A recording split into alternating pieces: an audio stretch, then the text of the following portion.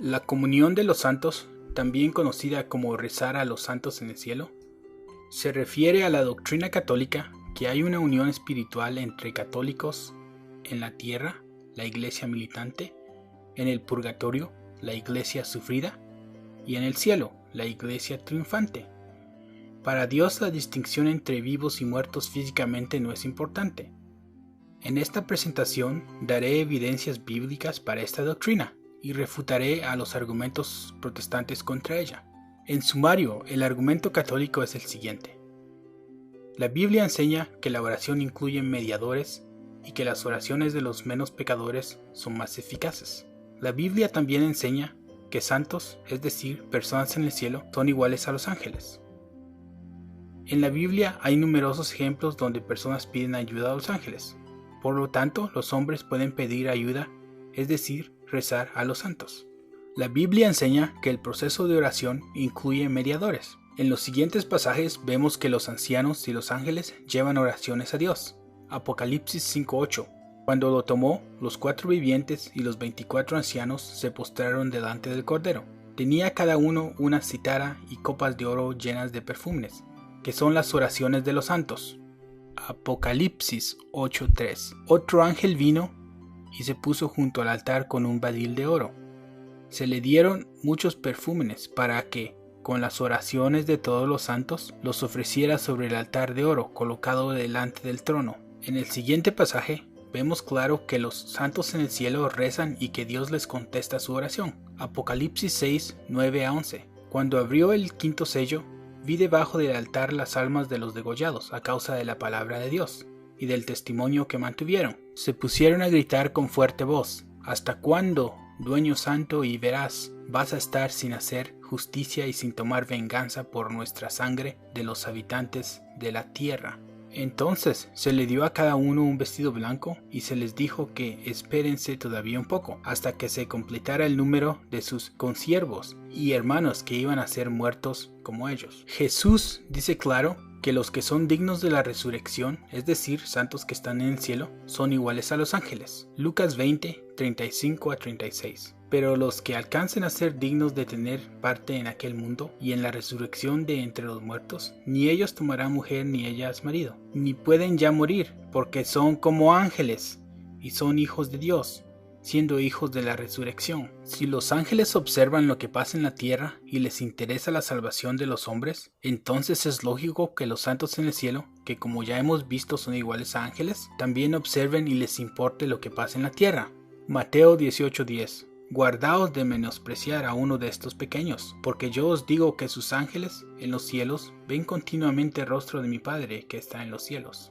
Lucas 15:10. Así os digo que hay gozo delante de los ángeles de Dios por un pecador que se arrepiente. Hay muchos ejemplos en la Biblia en donde los ángeles, y por consiguiente santos en el cielo, ayudan a las personas que les piden ayuda. De siguiente vemos como Lot tiene conversación con ángeles y los ángeles 2 veces lo ayudan. Génesis 19, versos 1-2, verso 15, verso 18-19. Los ángeles llegaron a Sodoma por la tarde. Lot estaba sentado a la puerta de Sodoma. Al verlos, Lot se levantó y postrándose rostro en tierra, dijo: Ea, señores, por favor, desviaos hacia la casa de este servidor vuestro.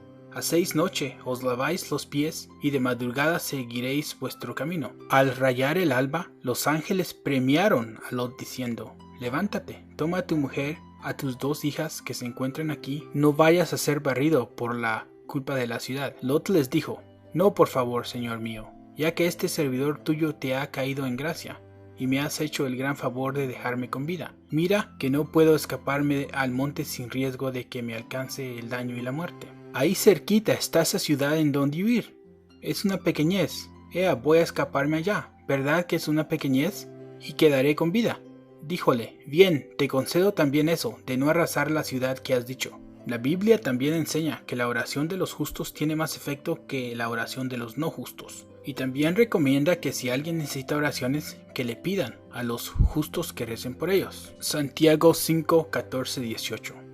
¿Estás enfermo? Que llame a los presbíteros de la iglesia para que recen por él y lo unjan con aceite en el nombre del Señor. La oración hecha con fe salvará al enfermo. En el pasaje la palabra presbítero, que algunas Biblias traducen como ancianos, se refiere a personas justas que merecen honor. 1 Timoteo 5:17. Los presbíteros que cumplen bien su misión son merecedores de una doble remuneración, especialmente los que se ocupan de la predicación y la enseñanza. El protestante Rick Jones, en capítulo 24 de su libro Conozcamos el catolicismo romano, da el siguiente argumento contra la doctrina católica. De acuerdo con las escrituras, sin embargo, todo aquel que nace de nuevo por fe en Cristo es santo. Pablo escribió a los santos cristianos de Roma. Romanos 1:7. A todos los que estáis en Roma, amados de Dios, llamados a ser santos, gracias y paz a vosotros, de Dios nuestro Padre y Señor Jesucristo. Primero, note que la cita no dice que todos son santos, simplemente dice que los cristianos son llamados a ser santos. El texto nunca dice que todos los cristianos ya son santos. Rick Jones también argumenta que otros versos soportan su posición y dice: muchos otros versículos expresan la misma verdad.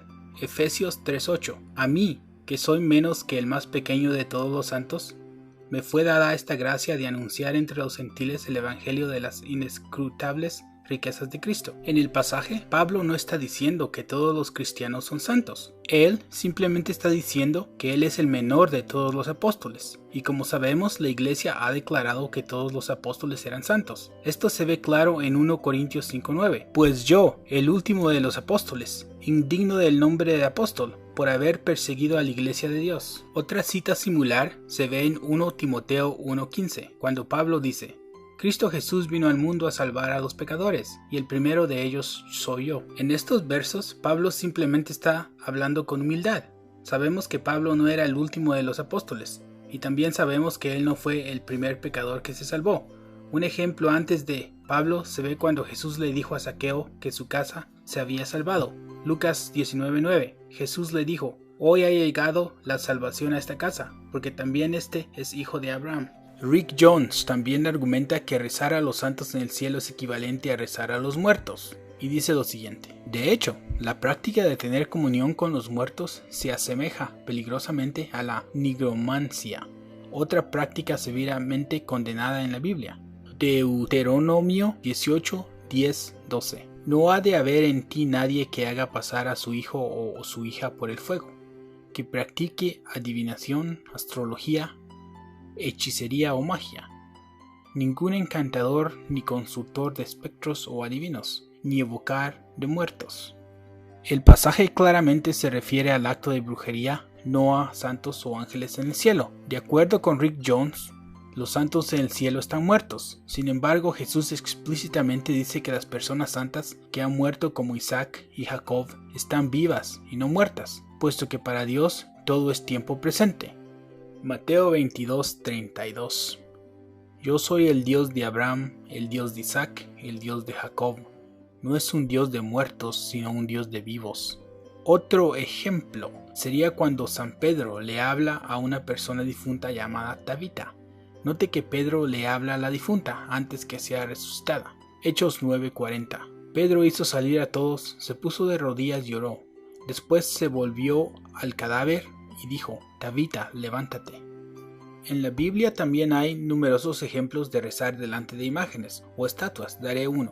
Números 21:8. El Señor dijo a Moisés: hazte una serpiente de bronce, ponla sobre un asta, los que hayan sido mordidos al mirarla sanarán. Católicos también usan cadenas o escapularios. En el siguiente pasaje Dios ordenó a los israelitas usar algo similar a un escapulario.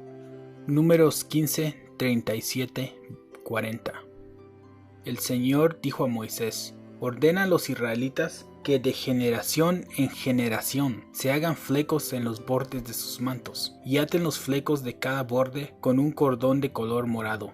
Esto os servirá para recordar, al mirarlos, los mandamientos del Señor, y os ayudará a ponerlos en práctica, sin que sigáis los deseos de vuestro corazón y de vuestros ojos que os han arrastrado a la infidelidad. De esta manera recordaréis los mandamientos del Señor, los pondréis en práctica y estaréis consagrados a vuestro Dios.